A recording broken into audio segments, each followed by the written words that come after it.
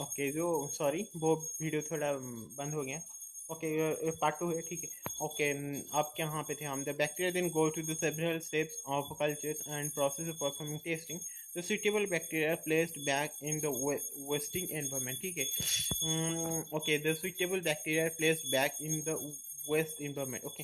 Suitable, okay, पहले क्या तुम्हें थोड़ा कल्चर करना पड़ेगा, मतलब तुम कुछ डायरेक्टली तो नहीं डाल सकते।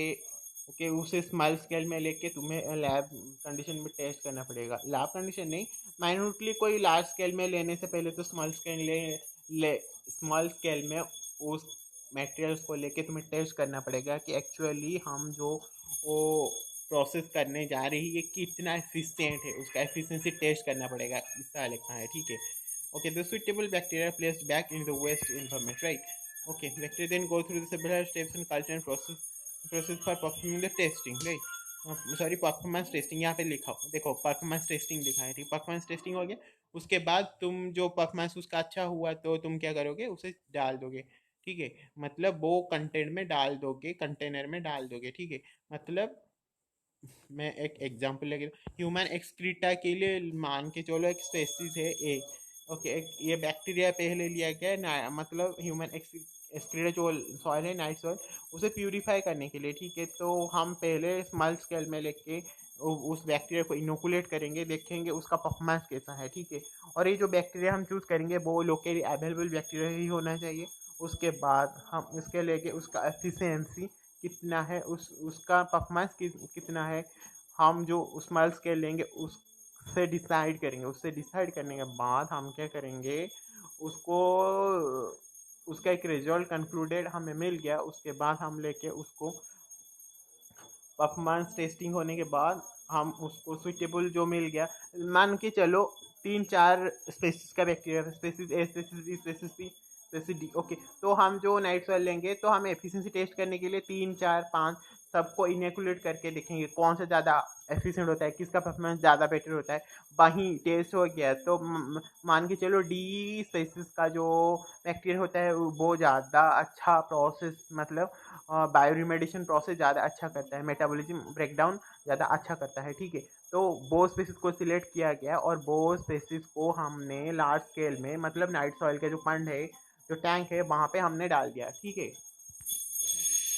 ओके, द सुइटेबल, यहाँ पे बोल है the suitable bacteria placed back into the waste environment, they grow and thrive in the process, digest and convert the waste into carbon dioxide and water. यहाँ पे क्या करता है, ओके, हमने उसको वो टैंक में डाल दिया, उसके बाद क्या होगा ना, जो वेस्ट वहाँ पे डिकम्पोजिशन होगा, एरोबिक डिकम्पोजिशन होगा, मतलब सिंपली मान के चलो ब्रेकडाउन होगा, ठीक है। ब्रेकडाउन में क्या होगा ना, कार्बन डाइऑक्साइड निकलेगा, अगर कम कार्बन डाइऑक्साइड निकलेगा, ठीक है, और वाटर भी निकलेगा, ओके।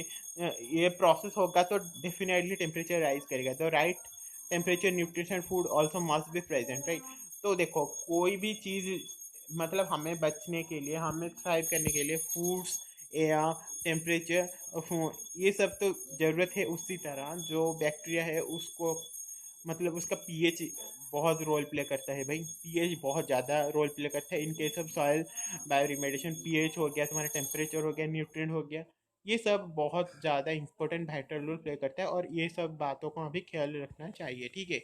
और ये उसका जो प्रॉपर, मतलब स्पेसिस के हिसाब से, मतलब स्पेसिस ए का मान के चलो, उसका टेम्परेचर 30, ये जस्ट एज्यूमशन के लिए, अंडरस्टैंडिंग के लिए मैं बोल रहा हूँ, 32 डिग्री सेल्सियस का पीएच 6 से 7 होना चाहिए, और उसका ह्यूमिडिटी होना चाहिए 70 to 80%, इतना तो होता है नहीं। ओके, उसका जो टेम्परेचर होता है in between, in that range, it should also be maintained. It must not should it must be maintained, otherwise the bacteria will die. If the bacteria will die, then how can it bioremediate? Okay, so all this condition needs to be fulfilled, right? Okay, condition may be improved by adding amendments, right? Okay, amendments like तुम्हारा ये जो conditions होता है improve हो सकता है, right. तो हमने मान के चलो 500 ग्राम का बैक्टीरिया तो पहले वाले डाल रहे थे, उसका परफॉर्मेंस हम, मतलब क्या, आर्ग्यूमेंट करने के लिए, फैसिलिटेट करने के लिए, इंक्रीज करने के लिए, देखो जैसे तुम रिवीजन करते हो, एक लेसन को पढ़ लिया तुम्हारा, उसके उसको ज़्यादा अच्छी तरह से और प्रेजेंट करने के लिए, तुम एफिशिएंसी को डेवलप करने के लिए रिवीजन करते हो, उसी तरह अमेंडमेंट एक फैसिलिटेटर होता है, जिससे तुमने पढ़ा होगा, क्या एक्टिवेटर्स होता है तुम्हारा, और तुम्हारा त्वरक होता है, राइट। उत्प्रेरक होता है, उसको हिंदी में तो उत्प्रेरक बोलते हैं, इंग्लिश में क्या, अभी मेरा catalyst, right. Okay, amendments is one kind of catalyst, it is actually not catalyst, मान के चलो अमेंडमेंट। लाइम हो गया, जिप्सम हो गया, इसे सब अमेंडमेंट्स बोलते हैं, मतलब जो पीएच होता है उसे न्यूट्रलाइज करने के लिए, नहीं तो उससे जो भी तुम ऐड करते हो नाइट्रोजन पोटास एंड फास्फोरस का इंग्रेडिएंट्स वाला जो कंटेंट तुम ऐड करते हो, उसका काम क्या होता है ना, वो रिलीज करता है nitrogen phosphorus and potassium release करता है, उसके बाद वो जो इलेक्ट्रॉन का ट्रांसपोर्ट चेन होता है ना, इलेक्ट्रॉन ट्रांसपोर्ट चेन, उसका जो ब्रेकडाउन का प्रोसेस फैसिलिटेशन होता है, उसको वो न्यूट्रलाइज करता है, उसको मॉडिफाई करता है। ओके, तो ऐसा होता है, उसके लिए हम अमेंडमेंट्स यूज करते हैं, ठीक है। और यहाँ पे ये जो एसेंशियल फैक्टर्स दिया गया है, ये तो सेल्फ एक्सप्लेनेटरी हो, यहाँ के भी, यहाँ पे वीडियो को पॉज करके पढ़ लेना, नोट कर लेना, ठीक है। यहाँ पे मैं नहीं सोचता कि कुछ ज़्यादा मतलब एक्सप्लेन करने की बात है। ओके, इन सिटू, और इन सिटू मतलब at the same place, ex situ means away from the side. और यहाँ पे देखो यहाँ पे सेल्फ एक्सप्लेनेटरी है, फिर भी मैं बोल देता हूँ, ठीक है। Treatment of contaminated material in the place of, जहीं पे वो कंटेमिनेटेड मटेरियल्स है वहीं पे तुम उसका बायो रिमेडिएशन करोगे, मतलब बायोलॉजिकल क्लीन अप करोगे। उसके लिए तुम बायोलॉजिकल एंटिटी और बायोलॉजिकल ऑर्गेनिज्म को यूज़ करोगे, लाइक तुम्हारा फंगस हो गया, बैक्टीरिया हो गया, जो भी हो गया, उसे तुम यूज़ करोगे इन सिटू, मतलब at the same place, right. Okay, तो एंजिन बेंजीन हो गया, टर्लिन हो गया, टीएनटी हो गया, 2,4-D हो गया, only certain types of soils can be bioremediated in situ. सब सॉइल्स नहीं होता है बच्चों, सिर्फ सर्टेन टाइप्स ऑफ सॉइल्स को यूज किया जाता है बायो रिमेडिएशन करने के लिए। Okay, complete degradation is often difficult to achieve. Okay, यहाँ पे बोला गया है कि सब सॉइल्स को तो आप बायोलॉजिकली रिमेडिएट नहीं कर सकते। और एक बात यहाँ पे इम्पोर्टेंट ईयर मार्क करके लिख लेना कि complete degradation is often difficult, complete degradation हो ही नहीं सकता, ठीक है।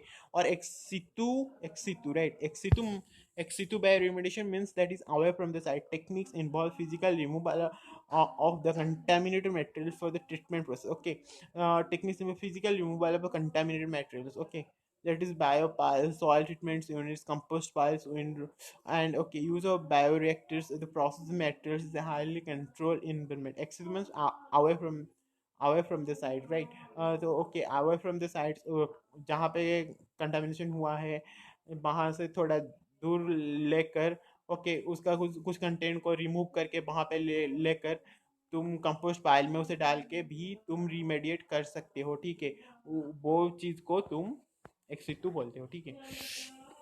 सॉरी।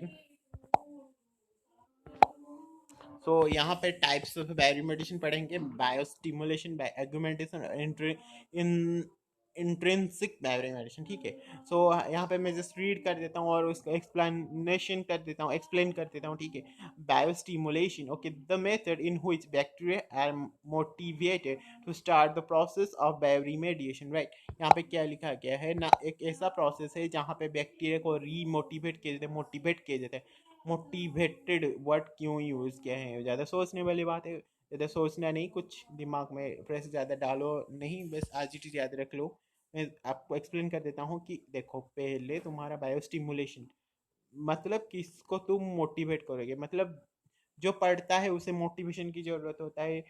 मतलब कोई काम कर रहा है, उसका प्रोसेस स्लो हो गया है, स्लो डाउन हो गया है, तो उसे थोड़ा मोटिवेट करना है। जो पढ़ाई स्टार्ट करता है तो उसे मोटिवेट करते नहीं, ठीक है। जो पढ़ रहा है थोड़ा उसका धीमी पड़ गया है, उसे मोटिवेशन की ज़रूरत है। उसी तरह कहीं भी कंटेनर में, कहीं भी बायोलॉजिकल इकोसिस्टम में, कहीं भी कोई पॉन्ड हो गया, कोई कंटेनर हो गया जहाँ पे तुम्हारा वेस्ट मटेरियल से, लाइक एक पॉन्ड है जहाँ पे ऑलरेडी बायोलॉजिकल एंटिटीज़ है, मतलब बैक्टीरिया वहाँ पे तो प्रेजेंट है, लेकिन उसका जो उसका मतलब देखो, कुछ 100 ग्राम को वेस्ट मटेरियल को डिकम्पोजिशन करने अगर 5 बैक्टीरिया का ज़रूरत है, आज जस्ट फॉर एग्जांपल, तो वहाँ पे 500 ग्राम हो गया, यह 200-300 ग्राम हो गया, तो वो जो 5 बैक्टीरिया वो बेचारे उनका हालत ख़राब हो जाएगा, तो वो कर नहीं पाए।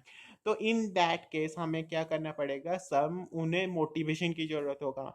हम ह्यूमन को जैसे मोटिवेशन की ज़रूरत होता है, उसी तरह बैक्टीरिया को भी मोटिवेशन की ज़रूरत होता है, और उसके लिए उसका मोटिवेशनल कैप्सूल है कि हम सब इंग्रेडिएंट्स को ऐड करें, लाइक तुम्हारा पोटस हो गया, के हो गया, पी हो गया, राइट, और एन हो गया, वो सब ऐड करेंगे। उससे क्या होगा ना, जो इलेक्ट्रॉन रिलीज होगा, उसका डिकम्पोजिशन का इलेक्ट्रॉन रिलीज होगा, वो जो मैकेनिज्म क्रिएट होगा उससे वो उन्हें ज़्यादा एनर्जी मिलेगा, ज़्यादा बूस्टअप मिलेगा। जैसे हम ग्लूकोज पीते हैं, हार्लिक्स पीते हैं हमें बूस्टअप करने के लिए, उसी तरह यहाँ पे ये ऐड किया जाता है सो दैट ये क्या करता है ना, उन्हें उन्हें बूस्टअप करता है, स्टिमुलेट करता है, राइट। स्टिमुलेशन, जिस तरह तुम एग्जाम में रात में मतलब विदाउट स्लीपिंग, बिना सोए चाय कॉफ़ी पी के पढ़ाई करते हैं, उसी तरह ये क्या करता है ना, एक स्टिमुलेंट के काम करता है। उसी तरह एक स्टिमुलेंट दिया जाता है so that the remediation, the cleanup or the breakdown process can be facilitated, right? This is the process, nothing is there. In this method fast experts release nutrients, right? जैसे मैंने बोला, एक्सपर्ट पहले क्या करते हैं ना, release nutrients and other important substance in the soil where there is need or removing the contaminants. Okay, जैसे मैंने बोला था यहाँ पे भी लिखा है, this are form of gas or liquids, it increase the growth of microbes in that area as a result by bacteria and other microorganisms remove the contaminants quickly and efficiently. Okay, ये जो biostimulant का process होता है, इससे क्या होता है ना, बायो रिमेडिएशन होता है। ओके, बायो रिमेडिएशन होगा मतलब ज़्यादा अच्छी तरह से क्लीन होगा। ओके, बायो एग्यूमेंटेशन, एग्यूमेंटेशन बायो मतलब बायोलॉजिकल एंटिटी। ओके, एग्यूमेंट करना मतलब फैसिलिटेट करना। ओके, मतलब इंक्रीज करना, बूस्टअप करना। Augmentation means boosting of, right, microorganism that can clean off a particular contaminants added to contaminated soils and water. यहाँ पे क्या हुआ ना, जैसे मैंने एग्जाम्पल दिया था उसी तरह यहाँ पे एग्जाम्पल, वहीं सेम एग्जाम्पल को हम दोहराते हैं।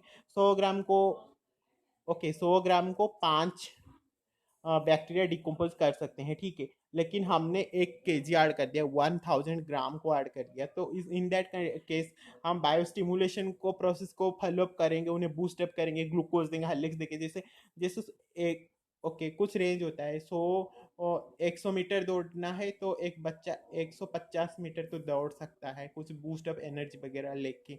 लेकिन 1 किलोमीटर दो नहीं, 5 किलोमीटर दौड़ना तो नामुमकिन हो ही जाएगा ना। तो उसी तरह नहीं तो कोई बंदा 5 स्टेयर चढ़ सकता है, तो उसे बूस्टअप दोगे तो वो 7 8 अप टू 10 स्टेयर्स तो चढ़ ही लेगा। लेकिन उसे बोलोगे तो तुम 50 स्टेयर्स, 50 स्टेयर्स चढ़ के दिखाओ, तो वो होगा ही नहीं ना। इसके लिए उसे क्या करना पड़ेगा, 2 दिन का वक्त देना पड़ेगा, उसका डेज का नंबर, इंटरवल, टाइम उसका बढ़ाना पड़ेगा। उसी तरह कुछ ज़्यादा कंटेंट हो गया, मतलब वेस्ट मटेरियल हो गया, तो इन दैट केस क्या करना पड़ेगा ना, हमें ज़्यादा डेज इस तरह बढ़ाना पड़ा इन द प्रीवियस एग्जाम्पल। इसी तरह यहाँ पे क्या करना पड़ेगा ना, हमें ज़्यादा बायोलॉजिकल एंटिटी लाइक दैट, मतलब मैं कहना चाहता हूँ कि ज़्यादा बैक्टीरिया ऐड करना पड़ेगा, राइट। तो इससे क्या होगा ना, ज़्यादा बैक्टीरिया उसके हिसाब से ज़्यादा उसके जो स्टैंडर्ड्स है उसके हिसाब से हम ज़्यादा ऐड करेंगे तो उसका डिकम्पोजिशन हो ही जाएगा। ओके, तो यहाँ पे क्या हो ना, डिकम्पोजिशन हो गया तो बायो रिमेडिएशन भी हो ही जाएगा। उस ये जो प्रोसेस है इसको बायो एग्यूमेंटेशन बोलते हैं। ओके, सो ये जो टोटल प्रोसेस है मैंने एक्सप्लेन किया, आई थिंक ये रीडअप कर लोगे तो हो जाएगा, ठीक है। और इसमें ज़्यादा कोई रॉकेट साइंस है ही नहीं, और इससे भी ज़्यादा आपको डेप्थ में जाना है तो आप गूगल में जा सकते हैं। आई थिंक कोई ग्रेजुएशन लेवल स्टूडेंट के लिए इससे ज़्यादा डेप्थ में जाने की ज़रूरत है नहीं। और नहीं तो नहीं ये लॉन्ग क्वेश्चन आएगा, नहीं तो नहीं ये शॉर्ट क्वेश्चन आएगा, शॉर्ट नोट्स आएगा। आजकल के ट्रेंड के हिसाब से आ रहा है कुछ शॉर्ट नोट्स लॉन्ग क्वेश्चन करके। ओके, 2 ढाई घंटे के एग्जाम में तो इतना कंटेंट लिख लोगे तो बहुत होगा, इसका थोड़ा एक्सप्लेन कर लोगे, और का जो डायग्राम वगैरह है आप गूगल से सर्च कर लेना, ठीक है। नहीं तो मेरे को बोलोगे तो मैं आपको सेंड कर ही दूंगा। इतना आपके लिए, आप सोच रहे हैं कि सर इतना क्या सफिशेंट है, मैं एक बात बोलता हूँ, इतना आपके लिए मोर देन सफिशेंट है। ज़्यादा पढ़ोगे तो ज़्यादा कंफ्यूज होगे। हम एग्जामिनेशन क्यों अभी पढ़ रहे हैं, अभी हम पढ़ रहे हैं सिर्फ बोर्ड एग्जाम के पर्पज से। ओके, तो हमें इतना पढ़ना चाहिए जितना हम अच्छी तरह समझ सके, और हम जितना भी पढ़े हैं अच्छी तरह सम एक्सप्लेन करके एग्जाम में लिख सके, इतना पढ़ना। अब हम जब objective point of view entrance crack करने के लिए पढ़ेंगे तो हम उस टाइम टू द पॉइंट पढ़ेंगे, कंक्लूडेड स्टिक कंटेंट पढ़ेंगे, टू द पॉइंट पढ़ेंगे। ओके, ज़्यादा नहीं पढ़ना, कंक्लूडेड स्टिक कंटेंट पढ़ना, दैट इज एग्जाम के हिसाब से पढ़ना, राइट। हार्ड वर्क और स्मार्ट वर्क में यही तो फर्क होता है, ठीक है। और वो बात अलग है, मैं मोटिवेशनल वीडियो में डाल दूंगा, ठीक है। ओके यहाँ पे देखो इंट्रिंसिक बायोरिमेडिएशन। ओके इंट्रिंसिक मतलब क्या, एक लार्ज स्केल के बेसिस में जहाँ पे दोनों होता है, process that takes place in the soil and water because these two places are always full of contaminants and toxins. Intrinsic मतलब लार्ज स्केल में यूज होना, ठीक है।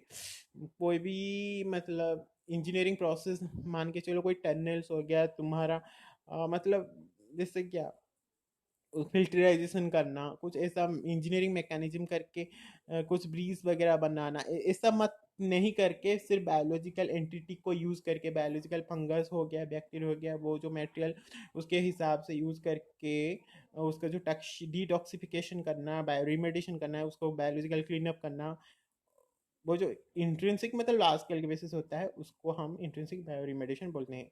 Okay process takes place in soil and water, because soil होता है, water होता है, यहाँ पे जो बायो रिमेडिएशन होता है वो तो लार्ज स्केल में होता ही है।